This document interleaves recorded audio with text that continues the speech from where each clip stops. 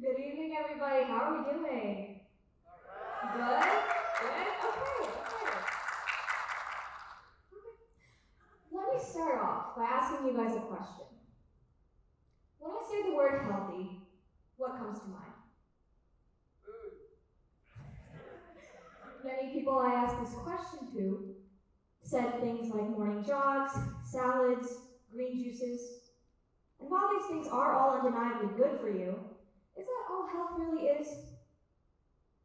I was 11 when I was first introduced to the concept of being healthy from a fitness challenge YouTube video. The video said it was good to cut out certain food groups completely and to exercise a certain amount. And I was so young, I really didn't even know what the word healthy even meant. And after watching videos like these, my definition of that inherently positive word turned into something toxic and obsessive.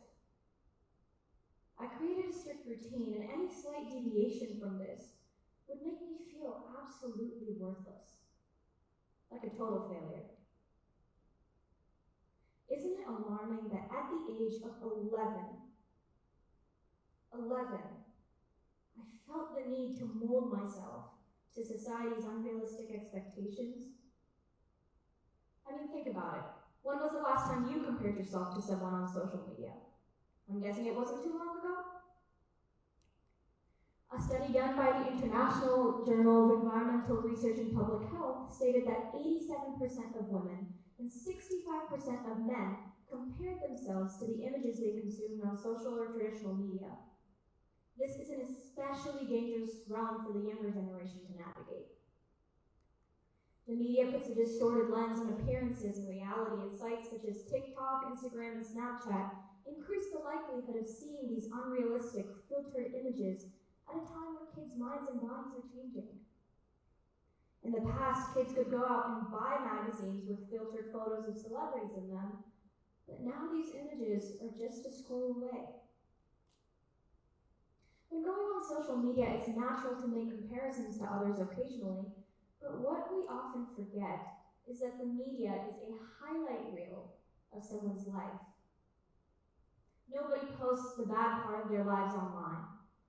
Nobody posts the bad mental health days, the breakdowns, the stress, the anger, the crying, the emotions. And that's the part that nobody's going to admit.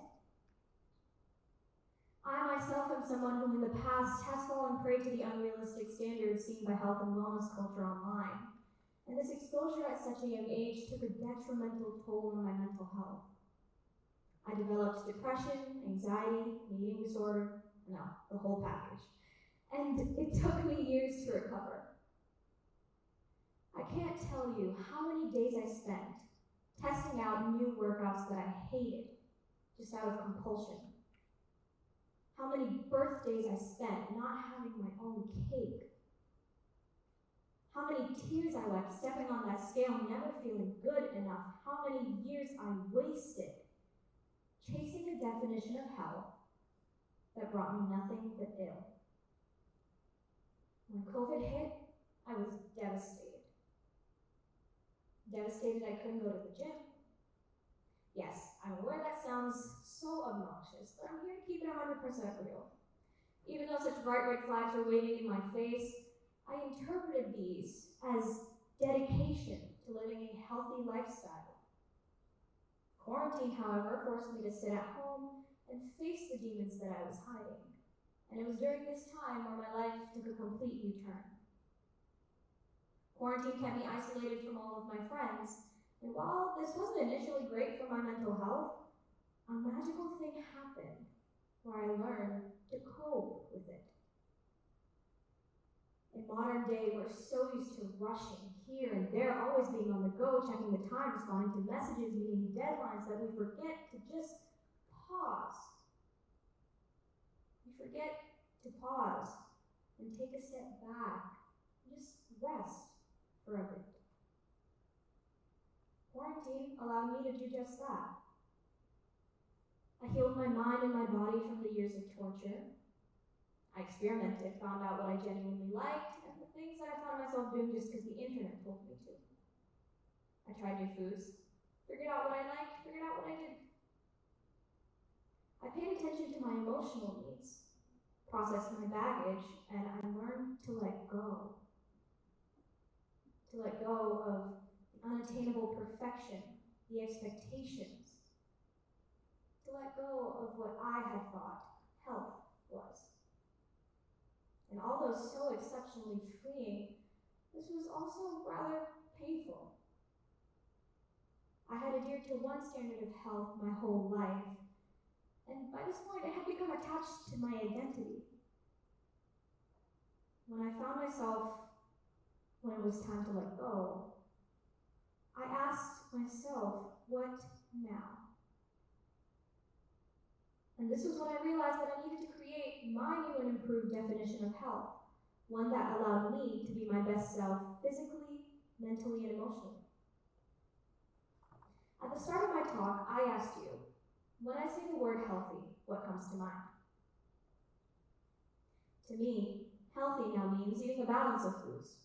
This means having salads whenever I feel like it, but also going out with my friends for ice cream and feeling no shame about that whatsoever. It means moving my body in a way that feels good and makes me feel strong, but also skipping a workout if I'm tired or if life just gets in the way. It means saying no to a social event if what I really need is some alone time and a really long nap. I'm still young, and I'm still learning as this is an ongoing process. So trust me when I say that not all days are perfect. And not all days are good and happy and positive, but that's okay. And I'm okay with not being perfect.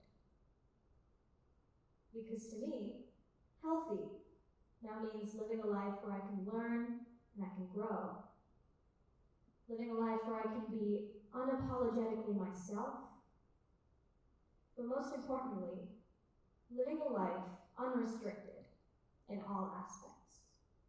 Thank you.